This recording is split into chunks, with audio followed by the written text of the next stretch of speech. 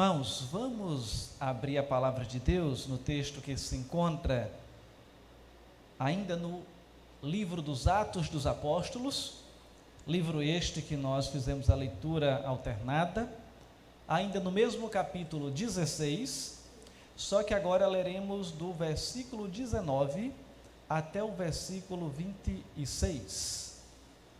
Atos 16, do 19 ao 26.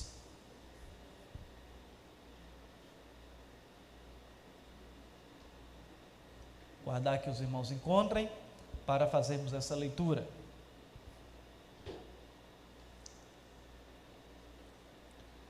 Atos 16, do 19 ao 26, diz assim: vendo os seus senhores de quem? Só para a gente contextualizar, daquela jovem que estava possessa, e Paulo expulsou o espírito maligno dela, que nós lemos agora há pouco. Então, vendo os seus senhores que se lhe desfizera a esperança do lucro, agarrando em Paulo e Silas, os arrastaram para a praça, à presença das autoridades.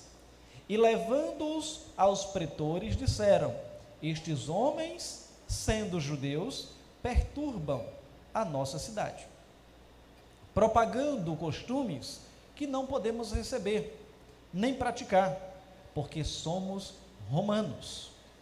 Levantou-se a multidão unida contra eles, e os pretores, rasgando-lhes as vestes, mandaram açoitá-los com varas, e depois de lhes darem muitos açoites, os lançaram no cárcere, ordenando ao carcereiro que os guardasse com toda a segurança.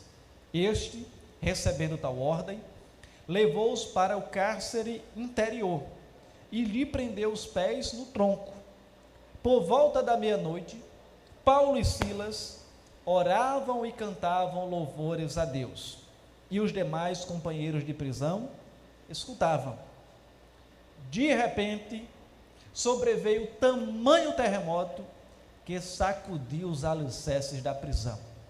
Abriram-se todas as portas e soltaram-se as cadeias de todos. Vamos orar? Pai eterno, louvado seja o teu nome pela tua palavra que lemos agora. E que o teu Espírito Santo nos instrua, nos oriente e fale ao coração de todo o teu povo que aqui se reúne, de maneira que possamos ter lições preciosíssimas desse texto, e o teu nome seja exaltado em nossas vidas. Em nome de Jesus assim oramos. Amém.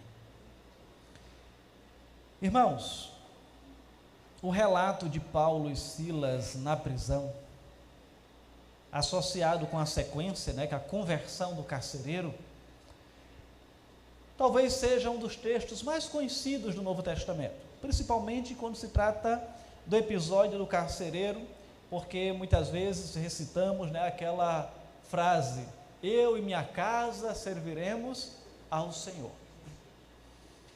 E o apóstolo Paulo estava em sua segunda viagem missionária, quando ocorreu isso aqui. Na primeira viagem, seu principal companheiro havia sido quem? Barnabé. Porém, devido a algumas discordâncias com relação a João Marcos, que seguiu parte da viagem, depois desistiu e agora queria ir de novo, e Paulo não estava de acordo com que João Marcos seguisse na viagem, então Barnabé seguiu para um lado com João Marcos, e Paulo escolheu Silas para acompanhá-lo neste novo empreendimento missionário, e mais dois companheiros, que a gente cita já já. Paulo e Silas passaram então por muitas cidades, porém, na estadia deles em Filipos, ocorreu a prisão deles dois. Mas Paulo e Silas não estavam sozinhos, estavam também com eles Timóteo, conforme nós lemos versículos antes, que Timóteo passou a acompanhá-los, e junto com eles também estava Lucas. Por mais que o texto não mencione aqui diretamente Lucas, mas quando a gente vai olhar a narrativa, o autor desse livro se inclui como participando desse episódio, estando na cidade de Filipos. Então Lucas também fazia parte dessa equipe missionária. E desta maneira, então, Paulo, Silas, Lucas e Timóteo, esse grupo de missionário, partiu para aquela cidade importante da colônia romana. E no primeiro século, Filipos era uma cidade de destaque naquela região da Macedônia, pois possuía uma economia próspera, principalmente decorrente da sua mineração de ouro, e também era uma referência no quesito educação, por meio de uma conhecida escola de medicina que tinha ali naquela cidade. E a equipe de missionários, liderada por Paulo, ficou em Filipe durante alguns dias. E Lucas então relata que no primeiro sábado em que estava ali, eles foram para o rio onde tinha um grupo de oração ali desenvolvido por algumas mulheres, o rio Gângetes, e encontraram várias mulheres que estavam naquela localidade ali, orando diante do Senhor, colocando as suas petições e também seus motivos de gratidão. E o apóstolo, acompanhado de sua equipe, começou a pregar o evangelho para aquelas mulheres. Entre elas estava uma chamada Lídia, uma mulher que o Senhor lhe abriu o coração para que ela se convertesse ou fosse convertida ao evangelho de Jesus. E Lídia e os membros de sua casa receberam ali o Senhor Jesus no seu coração, acreditaram fielmente que Ele era o Salvador deles, e após o batismo, ela ofereceu hospedagem para aqueles irmãos. E com os missionários hospedados na casa daquela mulher, o evangelho continuou sendo pregado na cidade, e a igreja começou a ser plantada ali em Filipe, ou melhor, Filipe, exato. E no versículo 16, somos então informados, conforme nós lemos aqui, sobre uma jovem escrava que tem um espírito de adivinhações. E sua prática de adivinhação trazia lucros àqueles que eram os seus senhores. E Lucas, então, escreve justamente que ela tinha um espírito de adivinhação. A expressão grega seria piton, que em nossas traduções aparece apenas como espírito de adivinhação. Mas na mitologia grega, Piton era uma serpente que guardava, por isso que nós temos a serpente Piton, certo, hoje, e uma serpente que guardava o oráculo Délfio, e que acabou sendo esta morta por Apolo, na mitologia grega, tá certo? Então é um mito, ok, irmãos? Assim tal termo era utilizado para se referir a esse espírito de adivinhação, que era uma característica dos adivinhadores ali da época. E com tudo isso, Lucas então está enfatizando que aquela jovem era usada por quem? Por demônios. E por muitos dias, aquela jovem clamou que aqueles homens eram servos do Deus Altíssimo. Estava errado o que ela estava dizendo? Não, de fato eles eram servos do Deus Altíssimo. Mas qual era o problema ali? É que ela afirmando isso, iria gerar o que para ela? Credibilidade. Está dizendo que é o servo do Deus Altíssimo, então de fato é. Então ela adivinhou que eles eram o servo do Deus Altíssimo. Mas Paulo então, para descaracterizar isso, simplesmente expulsa aquele demônio que fazia parte daquela jovem, da vida daquela jovem que havia escravizado, não sabemos por quanto tempo, aquela mulher que estava atormentada por aquele espírito. Mas aí aconteceu um problema. Qual foi o problema? Dinheiro. A fonte de lucro dos seus senhores secou. Aqueles que ganhavam dinheiro com ela adivinhando a vida das pessoas, os problemas das pessoas, agora não tinha mais como obter esse lucro a partir dela. E o texto então vai dizer o quê? Versículo 19: vendo os seus senhores que se lhe desfizera a esperança de lucro, agarraram Paulo e Silas, os arrastaram para a praça, a presença das autoridades. E agora, a situação fica complicada para Paulo e Silas. E diante dessa situação, desse contexto, irmãos, se pudéssemos então olhar para toda essa elucidação e ao final nós darmos um título a essa mensagem, seria Paulo e Silas, um terremoto em suas vidas. Paulo e Silas, um terremoto em suas vidas. De maneira que, quando eles são presos, o que é que ocorre? Aquilo que eles estavam planejando em fazer naquela cidade é temporariamente interrompido.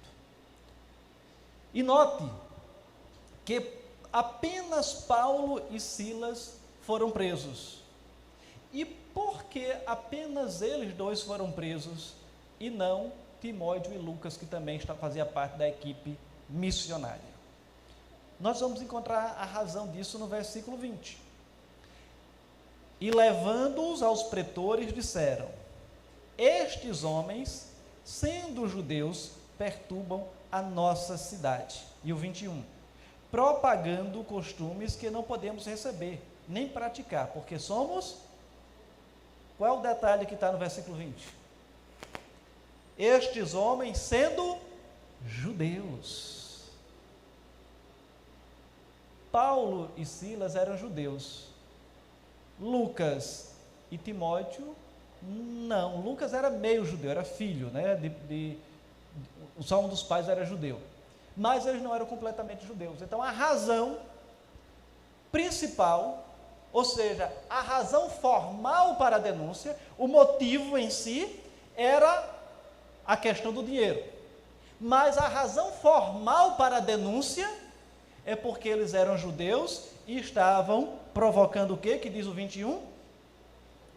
Perturbando ali a ordem, o final do 20 ainda, perturbando a nossa cidade, porque nós não podemos seguir esses costumes que eles estão pregando, porque nós somos romanos e não judeus.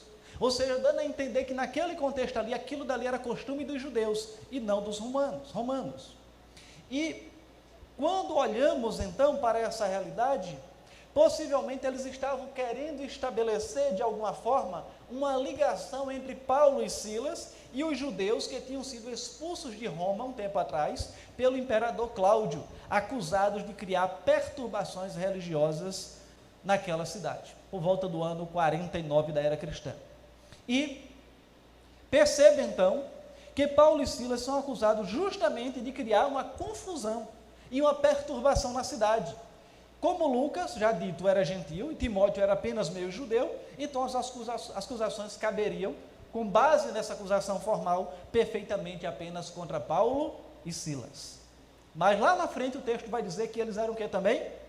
Tinham o título de cidadãos romanos. E por isso essas autoridades pedem inclusive desculpas. Tá? Porque romano não era necessariamente o fato de ser apenas nascido em Roma, mas era um título também que era dado a outras pessoas que não faziam parte de nascença, não tinham de nascença o título romano, ok? De cidadão romano. E também vale a pena destacar que aquela jovem que teve o demônio que estava nela expulso, também não foi acusada de nada ali, tá certo? Então vale então ressaltar, irmãos, que na época a religião judaica era permitida dentro do Império Romano, porém os judeus não poderiam evangelizar os cidadãos romanos, e naquele momento ainda não havia ficado claro para os romanos uma distinção entre cristianismo e judaísmo, ou seja, para os romanos era tudo judaísmo. E com todo aquele tumulto que se aglomerou ali na praça da cidade, aquela quantidade de pessoas, os magistrados, os pretores, os juízes, ignoraram qualquer procedimento processual ou legal e deram ordem para que Paulo e Silas fossem despidos e açoitados, por serem cidadãos romanos. Paulo e Silas, conforme já dito, não poderiam de forma alguma ter passado por aquela sessão de tortura, mas os pretores não sabiam, e por isso assim o fizeram. E Paulo e Silas, agora acontece o que com eles? São lançados no cárcere, na prisão. Ao carcereiro foi ordenado que ele guardasse os dois prisioneiros com toda a segurança possível, ou seja, com total rigidez, podemos dizer assim. O carcereiro então colocou Paulo e Silas no cárcere interior e prendeu seus pés no tronco, diz o texto. As prisões da época tinham duas partes: o cárcere externo e o cárcere interno. Na parte externa, os presos ainda desfrutavam de uma certa regalia, de uma certa liberdade, podendo até receber visitas e andar livremente. Já os que estavam no cárcere interno, o aprisionamento era bem mais severo e geralmente reservado aos prisioneiros mais perigosos. E foi lá que colocaram Paulo e Silas. E a prova disso é que o carcereiro fez o quê? Colocou as pernas de Paulo e Silas presas em um tronco. Era como se colocasse ali correntes, inclusive com as pernas afastadas uma do outro, que tornava a situação bem mais desconfortável para que não tivesse a menor possibilidade de saírem. E diante dessa situação, preso injustamente, açoitados, ou seja, levaram uma das maiores surras da sua vida, agora são colocados no cárcere interior como bandidos super perigosos. O que era que você fazia no lugar deles? Chorava, reclamava, murmurava: Senhor, estou pregando a tua palavra, e olha onde eu estou. Senhor, me ajuda, o que eu vou fazer agora? Mas qual foi a reação de Paulo e Silas? Oraram, cantaram ao Senhor. Ou seja, não foram as circunstâncias que determinaram a reação deles. Eles oraram e cantaram ao Senhor, louvores ao nosso Deus. Eles adoraram ao Senhor na prisão.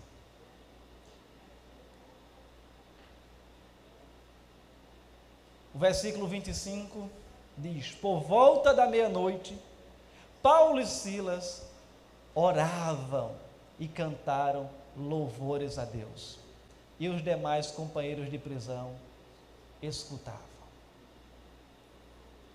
Com toda certeza, esse foi um testemunho genuíno, verdadeiro, que aqueles dois seguidores de Cristo deram para aqueles que estavam ali, inclusive para o carcereiro. E talvez o que passasse na cabeça deles era: se o meu mestre sofreu calado no Calvário, eu não tenho outra coisa a fazer a não ser cantar louvores ao Senhor. Naturalmente, seus discípulos entendiam que não teriam qualquer direito de reclamar se o mestre deles tinha sofrido por eles. E o versículo seguinte relata que de repente sobreveio tamanho terremoto que sacudiu os alicerces da prisão. Abriram-se todas as portas e soltaram-se todas as cadeias, soltaram-se as cadeias de todos. É verdade que naquela região da Macedônia havia incidência de terremotos, porém, claramente, esse terremoto específico foi providência de Deus, ou seja, Deus usa os meios naturais para prover milagres inexplicáveis. Aquele terremoto teve um papel decisivo nos propósitos de Deus para aqueles dois servos que estavam ali presos. Não só na vida deles, mas na vida do carcereiro também e da sua família. Apesar de todos os prisioneiros estarem livres, nenhum deles escapou. Então veja o impacto que aquilo que Silas e Paulo vivenciaram. Se você tivesse ali preso no cárcere interior, qual seria a sua primeira atitude? Primeira oportunidade de fugir? Ir embora.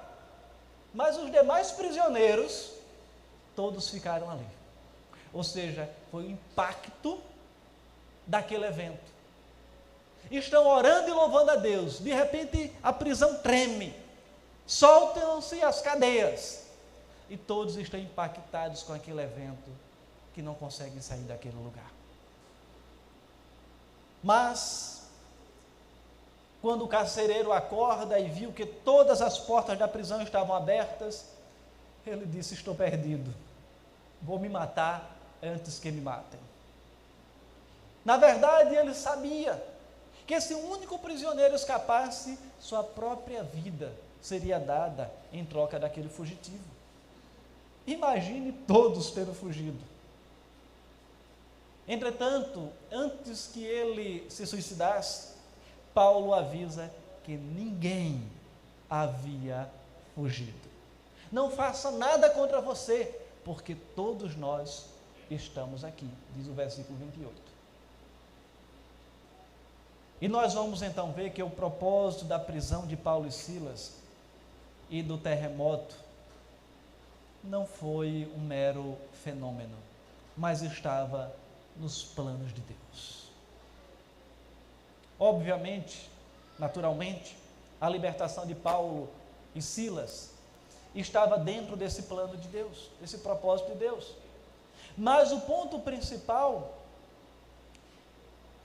era que Deus queria mostrar a sua grandeza na vida daqueles que estavam ali. Pois se Deus quisesse apenas libertar eles dois, ele poderia tê-lo feito, como fez com o apóstolo Pedro, lá em Atos 12, enviando um anjo e libertando silenciosamente. Quando ele se deparou, ele disse que não sabia se aquilo era real, se era uma visão, se deparou que estava fora da prisão. E a gente vê naquele texto que os irmãos estavam orando lá para que Pedro fosse liberto. E quando Pedro chega lá e bate na porta, ele diz: é Pedro que está aí. Ele disse: não, Pedro está preso. Ou seja, ele estava orando, mas não estava acreditando que Deus iria agir. E Deus agiu. Mas aquele terremoto, irmãos, revelou o poder e a majestade do Senhor, bem como a soberania dos seus propósitos.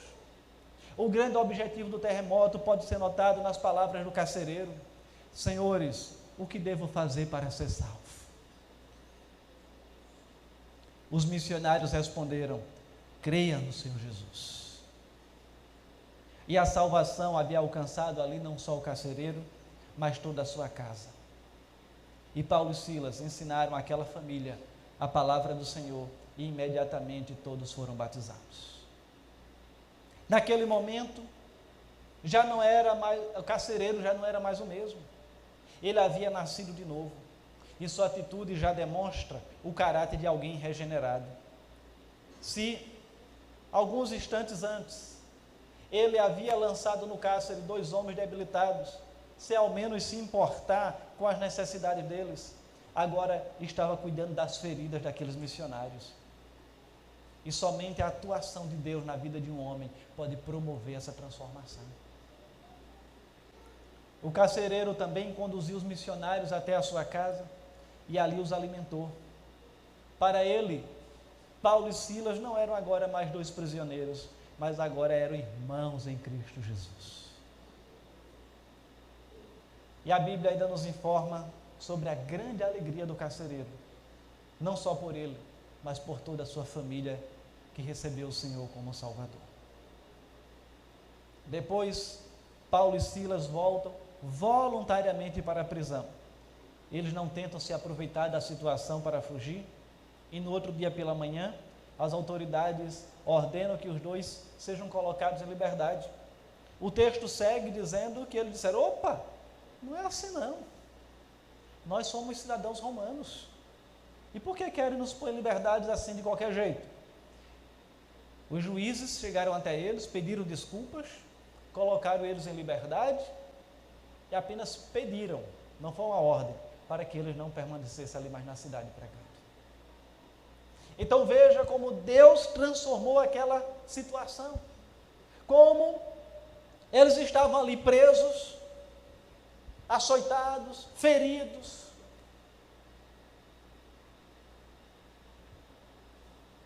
como os piores criminosos, mas Deus transforma aquele momento de dificuldade num momento glorioso para cumprir os seus propósitos. E a reação dele nos chama a atenção. Eles oravam e louvavam ao Senhor. Eles tomaram a sua cruz e seguiram a Cristo. Eles poderiam reclamar, poderiam dar desculpas, mas não. Disseram, somos missionários e nós já esperávamos por isso, por mais que não esteja escrito isso. Eles assumiram a responsabilidade como missionários. Eles poderiam estar culpando ali os seus opositores, mas não.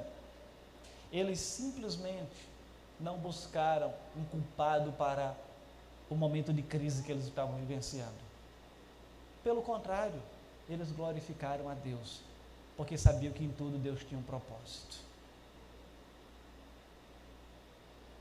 E talvez olhemos para as nossas vidas, passemos por momentos difíceis e podemos estar questionando Deus. Senhor, por que isso? Senhor, eu tenho procurado te servir em fidelidade. Por que eu estou passando por isso? Senhor, está difícil. E talvez a gente comece a murmurar. Mas talvez a gente olhando para a vida daqueles dois homens, que tinham tudo para murmurar, mas foi o que eles fizeram? Oraram e louvaram a Deus. Eles poderiam ter colocado a culpa nos outros, de ter esses pretores miseráveis, me prenderam aqui, esses que perderam a fonte de lucros, mas não, eles estavam ali louvando e adorando ao Senhor. E talvez a gente esteja querendo colocar a culpa em terceiros. Eu estou assim por causa do meu marido, eu estou assim por causa da minha mulher, eu estou assim por causa de fulano, eu estou assim por causa de ciclano. Irmãos, não adianta culpar ninguém, não adianta ficar murmurando. Vai resolver o problema? Se coloque diante de Deus, ore, cante ao Senhor, porque muitas vezes quando a gente começa a ruminar os problemas, isso faz um mal tão grande para a nossa alma, nos deixa tão mal, tão inquietos, tão angustiados, que a gente deixa de viver por causa daquele problema que a gente está vivenciando. Eu não estou dizendo, irmãos, que a gente não tenha que assumir a responsabilidade. Eu disse aqui de manhã e repito agora, responsabilidade é diferente de culpa. Tem aquele que pode até ser culpado pelo momento que a gente está vivenciando, mas a responsabilidade é nossa. Como assim? Porque a forma que você vai reagir diante daquela dificuldade, diante daquele problema, vai fazer toda a diferença. Então a responsabilidade da reação é sua. A causa do problema, a culpa do problema pode até ser outro, mas a responsabilidade de como você vai reagir é sua. E como é que você vai reagir ou está reagindo diante das circunstâncias que você tem passado?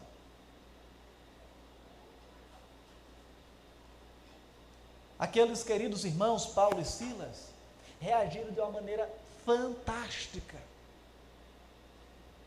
E deixam então o exemplo para nós.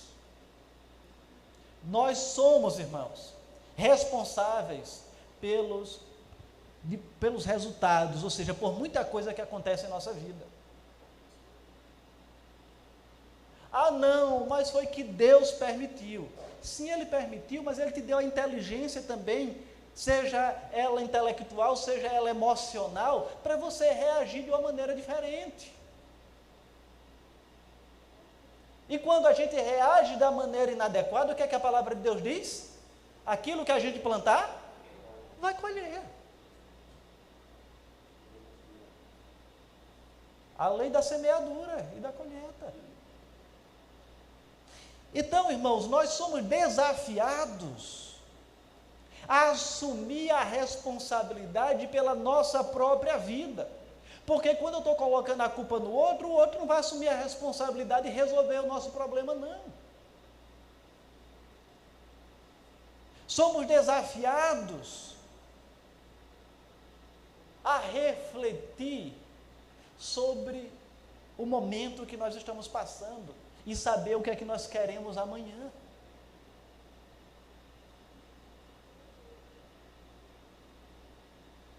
Sabemos que existe a nossa natureza terrena, a natureza carnal, e não é à toa que Paulo diz: não faço o bem que quero, mas o mal que eu não quero, esse faço. E nós precisamos identificar nas nossas vidas aquilo que vem da carne e aquilo que vem do Espírito. Porque tendo esse discernimento, esse entendimento, nós vamos saber como deveremos reagir diante das mais diversas circunstâncias. E nos dobrando sempre diante daquele que é o autor e consumador da nossa fé, o Senhor Jesus Cristo. E o desafio para você nessa noite é você chegar em casa, uma tarefa de casa, você vai anotar num papelzinho, com base nisso que ouviu aqui nesta noite, ou até no bloco de notas do seu celular, aquilo que você precisa mudar. Faça esse exercício. Ah, não, pastor, mas ninguém pode ver isso. Faça e apague. Faça e rasgue o papel. Sabe por que isso? Porque nós estaremos fixando melhor o que nós precisamos mudar, fixando em nossa mente. Quando você escreve, você está duplamente fixando isso. Não é apenas um pensamento. Você fez um exercício mental para poder transcrever esse pensamento.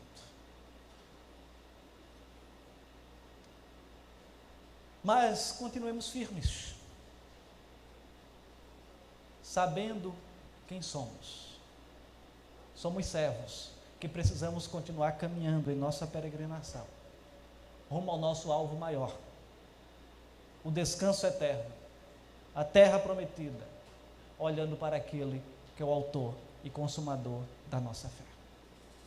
Que o Senhor nos abençoe. Oremos ao Senhor.